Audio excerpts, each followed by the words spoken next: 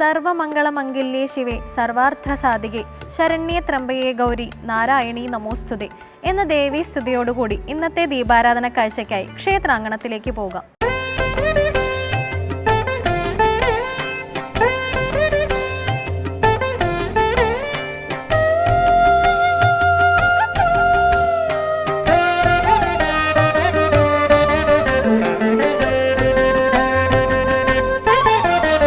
നമോ ഭൂതനാഥം നമോ ദേവദേവം നമഃ കാലകാലം നമോ ദിവ്യതേജം നമഃ കാമഭസ്മം നമഃ ശാന്തശീലം ഭജേ പാർവതീ വല്ലഭം നീലകണ്ഠം ഭജേ പാർവതീ വല്ലഭം നീലകണ്ഠം. വലിയ ഉദയേശ്വരം അഥവാ വലിയ ഉദിയാദിച്ചപുരം മഹാദേവ ക്ഷേത്രം പഴയ കടകംപള്ളി പഞ്ചായത്തിൽ ഉൾപ്പെട്ട ഇന്ന് തിരുവനന്തപുരം നഗരസഭയുടെ ഭാഗമായ ആനയറയിൽ അരശുമൂട് ഭാഗത്താണ് ഈ ദിവ്യസന്നിധി സ്ഥിതി ചെയ്യുന്നത്. അതിപ്രൗഢിയോടെ നിലകൊള്ളുന്ന വലിയ കമാനം കടന്നു ചെന്നാൽ ചരിത്രവും ഐതിഹ്യവും ഉറങ്ങുന്ന പഴമയുടെ ദിവ്യസുഗന്ധം തങ്ങി നിൽക്കുന്ന ക്ഷേത്രാങ്കണത്തിൽ എത്തിച്ചേരാം.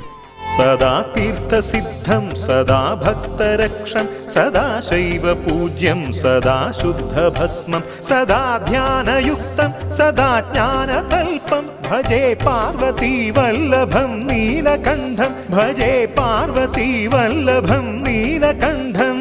ഇതിന്റെ ഐതിഹ്യങ്ങളിലൂടെ നടന്നു ചെന്നാൽ എത്തിച്ചേരുന്നത് തിരുവിതാംകൂറിൽ മാർത്താണ്ഡവർമ്മ മഹാരാജാവിന്റെ കാലത്തിലേക്കാണ്. എട്ടുവീട്ടിൽ പിള്ളമാരിൽ ഒരാളായിരുന്ന കഴക്കൂട്ടത്ത് പിള്ളയുടെ നിയന്ത്രണത്തിലായിരുന്നു ഒരു കാലത്ത് ഈ ക്ഷേത്രമെന്നും അതിനാൽ മാർത്താണ്ഡവർമ്മയുടെ കാലം മുതൽ തിരുവിതാംകൂർ രാജവംശത്തിലെ ആരും തന്നെ ഇവിടെ വരാറില്ലായിരുന്നു എന്നുമാണ് വിശ്വാസം. എന്നാൽ തിരുവിതാംകൂർ രാജവംശം ഈ ക്ഷേത്രത്തിൽ നിന്ന് അകലം പാലിക്കുന്നതിന് കാരണമായി പറയുന്ന മറ്റൊരു ഐതിഹ്യമുണ്ട്. തിരുവിതാംകൂർ മഹാരാജാവായി മാർത്താണ്ഡവർമ്മ അധികാരത്തിലെത്തിയ കാലം രാവും പകലും രണ്ട് നിഴൽ രൂപങ്ങൾ അദ്ദേഹത്തെ പിന്തുടരുന്നതായി അദ്ദേഹത്തിന് അനുഭവപ്പെട്ടു. അതാകട്ടെ രാജാവിനല്ലാതെ മറ്റാർക്കും കാണാൻ കഴിഞ്ഞതുമില്ല. രാജാവ് ആകെ അസ്വസ്ഥനായി. അന്ന് ആനയറയ്ക്ക് സമീപമുണ്ടായിരുന്ന വൈദ്യനും സിദ്ധനുമായ ഒരാളോട് രാജാവ് വിവരങ്ങൾ പറഞ്ഞു. രാജാവിനെ പിന്തുടരുന്ന നിഴൽ രൂപങ്ങൾ വീരരക്ഷസും ബ്രഹ്മരക്ഷസുമാണെന്നും വലിയാദിച്ചപുരം ക്ഷേത്രത്തിൽ ഭജനമിരുന്ന് അവയെ അവിടെ ഉപേക്ഷിച്ച് പിന്തിരിഞ്ഞു നോക്കാതെ രക്ഷപ്പെട്ടു പോകണം എന്നുമായിരുന്നു ഉപദേശം. അപ്രകാരം ക്ഷേത്രത്തിൽ ഭജനമിരുന്ന അദ്ദേഹം രക്ഷസുകളെ ഒഴിവാക്കി പിൻവാതിലിലൂടെ തിരിഞ്ഞു നോക്കാതെ ക്ഷേത്രം വിട്ടുപോയി എന്നാണ് കണക്കാക്കപ്പെടുന്നത്. രക്ഷസുകൾ ഒപ്പം കൂടും എന്ന് പേടിച്ച് പിന്നീട് കൊട്ടാരത്തിൽ നിന്ന് ആരും ഇങ്ങോട്ട് വന്നതുമില്ല. ഈ രണ്ട് കഥകൾക്കും ചരിത്രപരമായ സാക്ഷ്യപ്പെടുത്തലുകൾ ഇല്ലെങ്കിലും ഇവ വിരൽ ചൂണ്ടുന്നത് ക്ഷേത്രത്തിന്റെ പഴമയിലേക്കും അക്കാലം മുതലുണ്ടായിരുന്ന പ്രാധാന്യത്തിലേക്കുമാണ്. ശംഭോ ശിവ ശംഭോ സ്വയംഭോ ഭോ ശംഭോ ശിവ ശംഭോ സ്വയംഭോ ഭോ ശംഭോ ശിവ ശംഭോ സ്വയംഭോ ഭോ ശംഭോ ശിവ ശംഭോ സ്വയംഭോ. ക്ഷേത്രത്തിന് മുന്നിലേക്ക് പ്രവേശിക്കുമ്പോൾ ഇരുവശത്തുമായി ബ്രഹ്മരക്ഷസിന്റെയും വീരരക്ഷസിന്റെയും ആരാധനാലയങ്ങൾ കാണാം. രക്ഷസിന് രൂപപ്രതിഷ്ഠ ഉള്ള കേരളത്തിലെ ഏക ക്ഷേത്രം ഇതുമാത്രമാകാനാണ് വഴി. മറ്റുള്ള ക്ഷേത്രങ്ങളിൽ പീഠ ആരാധനയാണ് പതിവ്.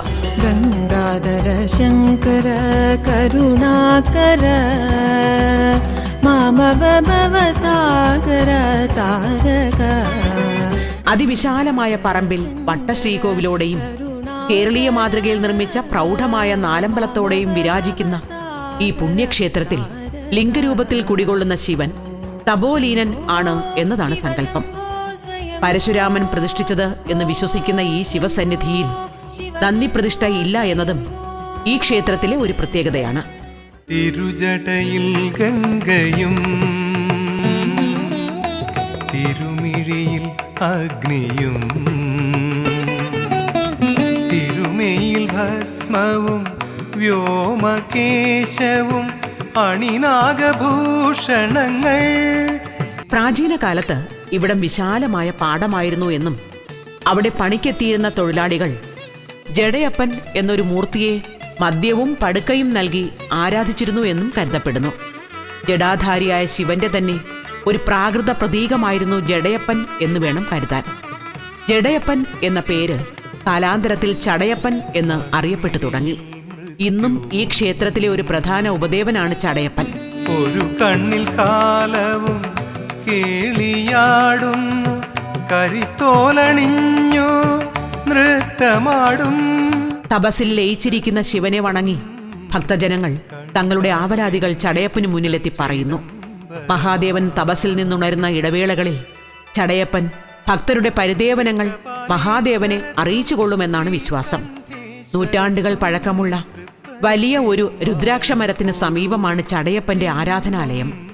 മാടൻ, ഗണപതി, ശാസ്താവ് തുടങ്ങിയ ഉപദേവതമാരെയും നമുക്കിവിടെ കാണാം. വിശ്വേശ്വരായ നരകാർണവതാരണായ കർണാമൃതായ ശശിശേഖരധാരണായ. ക്ഷേത്രത്തിൽ നിന്ന് അല്പം മാറി വിശാലമായ കാവും കുളവും കാണാം. ഇതിനടുത്താണ് നാഗദൈവങ്ങളുടെ ആരാധനാ സന്നിധി. ഇവിടുത്തെ ക്ഷേത്രക്കുളത്തിന് വളരെ പ്രാധാന്യമുണ്ട്. കാരണം സമീപത്തുള്ള പ്രസിദ്ധമായ പല ക്ഷേത്രങ്ങളിലെയും ദേവീദേവന്മാരുടെ ആറാട്ട് നടക്കുന്നത് ഈ കുളത്തിലാണ്.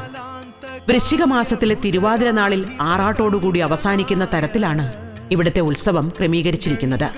അതുകൂടാതെ ശിവരാത്രി പോലെ മറ്റ് ശിവക്ഷേത്രങ്ങളിലെ എല്ലാ ആഘോഷങ്ങളും ഇവിടെയുമുണ്ട്. ദാരിദ്ര്യ ദുഃഖദഹനായ നമഃ ശിവായ.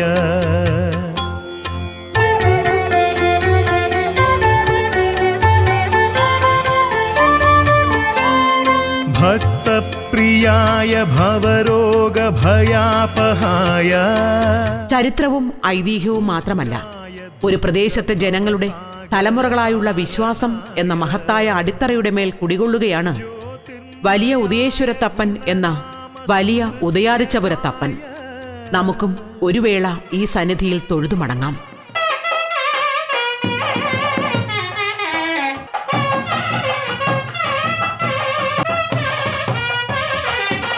മാതംഗ ചർമ്മവസനായ മഹേശ്വരായ ദാരിദ്ര്യ ദുഃഖദഹനായ നമഃ ശിവായ.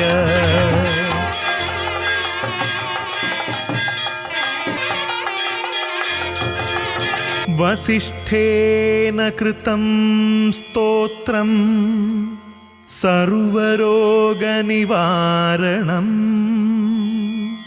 സർവസമ്പത്കരം ശീഘ്രം പുത്രപൗത്രാദിവർദ്ധനം. ത്രിസന്ധ്യം യപഠേന്നിത്യം സഹി സ്വർഗമവാപ്നുയാത്.